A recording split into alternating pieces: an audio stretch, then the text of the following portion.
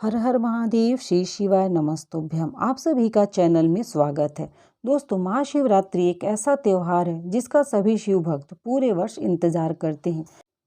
कुछ नियम है, कुछ विधि है, जिसको यदि आप पहले से जानकर इनकी तैयारी कर लें तो आपकी पूजा, आपका काम काफ़ी आसान हो जाने वाला है। देखिए, विवाह तो हो गया, लेकिन पति पत्नी की आपस में एक दूसरे से नहीं बन रही है।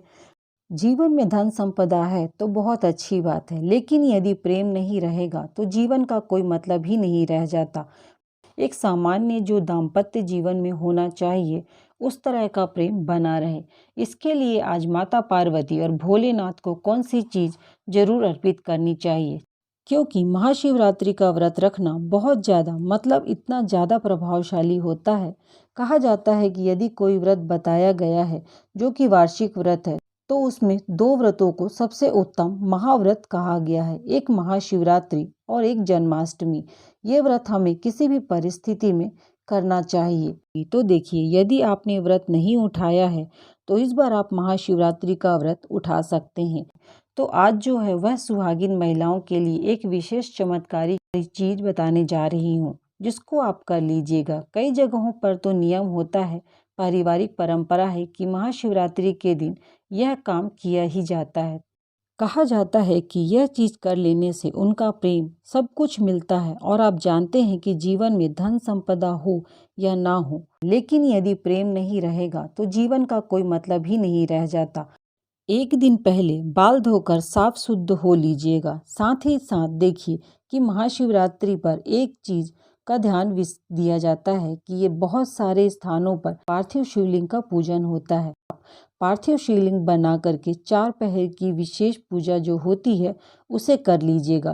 पूजा विधि बहुत ही आसान होती है, कोई बहुत बड़ा इसमें आपको आडंबर नहीं करना होता है, ना ही कोई विशेष तैयारियां करनी होती हैं। अब बात कर लेते हैं कि तैयारियों के बारे में। तो तैयारी आपको पहले से बेलपत्र आपको तोड़ करके रख लीजिएगा। बेलपत्र तोड़कर आप साफ कर लीजिएगा। लहसुन प्याज एक दिन पहले से ही मत खाइएगा।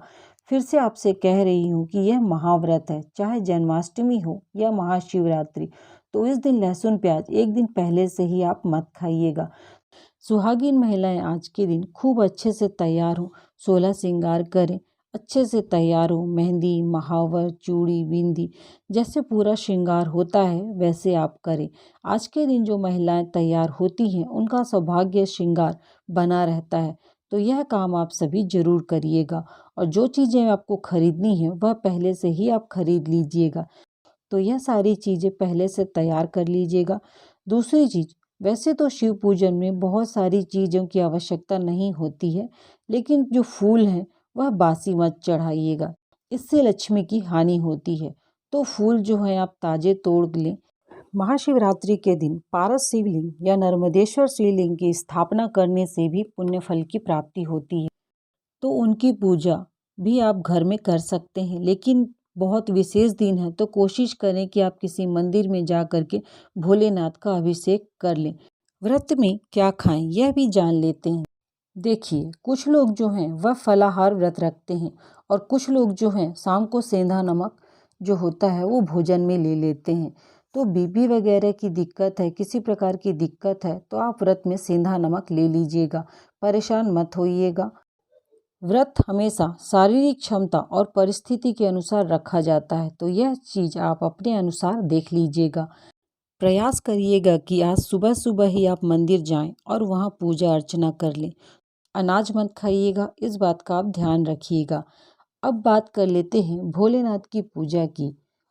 आज जो है वह भोलेनाथ की पूजा में जो सारी सामग्रियां लगती हैं, उसमें एक जनेऊ उनके साथ जरूर रख लीजिएगा। और घर में भी जो शिवलिंग है उनका भी आराम से पूजा आप कर सकते हैं, इसमें कोई दिक्कत नहीं है। चलिए, अब यह चीज़ बता दूं आपको कि आज आपको विशेष क्या करना है। सुहागिन महिलाएं, यदि पति का प्रेम यदि आपको नहीं मिल रहा है, बहुत किचकिच हो रही है, लड़ाई झगड़े हो रहे हैं, गुरु कमज़ोर है, तो आज एक चीज़ करिएगा। क्योंकि कहा जाता है ना कि यदि काल भी आता है, यमराज भी आते हैं, तो उनको तोड़ने वाला, उनको रोकने वाला सिर्फ और सिर्फ भोलेनाथ महादेव ही हैं।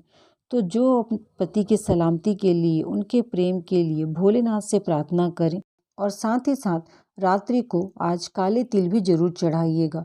और जो घर में छोटे बच्चे हैं, बुजुर्ग हैं, आज यही प्रयास करिएगा। सबसे बड़ा पुण्य का काम आपका यही होगा कि परिवार के सभी सदस्यों को आप एक एक लोटा जल लेकर किसी भी मंदिर में भेज दीजिएगा। तो आज ना एक लोटा जल चढ़ाने से महादेव जीवन के वारे न्यारे कर देते हैं। आज माता पार्वती को एक चुन्नी के साथ साथ 7 चूड़ियाँ, हरी चूड़ियाँ जरूर चढ़ाइएगा। हरी चूड़ियों में से आप कुछ चूड़ियाँ उठाकर किसी को दान भी कर सकती हैं, लेकिन अपने लिए एक एक जरूर बचा लीजिएगा और उसे पहनिएगा। कई जगह पर नियम होता है कि आज के दिन 1 पैकेट सिंदूर मंगाते हैं और इस सिंदूर को आज माता गौरी को ले जाकर किसी भी मंदिर में अर्पित करते हैं और फिर उस सिंदूर को पूरे साल एक डिब्बे में या फिर अपने सिंदूरदानी में रखते हैं और पूरे साल इससे अपनी मांग भरते हैं। देखिए, इसके पीछे भी एक मान्यता है कि माता गौरी को चढ़ाया गया सिंदूर है और यह कभी भी हमारे मांग से नहीं जाएगा, मतलब कि अखंड सौभाग्यवती रहेंगी। इसलिए 1 पैकेट सिंदूर चढ़ाएं और इससे अपनी मांग भरिए, क्योंकि माता गौरी का प्रसाद है, यह कभी भी खाली नहीं जाएगा। माता पार्वती और भगवान भोलेनाथ की कृपा बनी रहे, इसके लिए आप यह जरूर करिएगा और साथ ही कमेंट बॉक्स में भगवान भोलेनाथ का जयकारा जरूर लगाइएगा।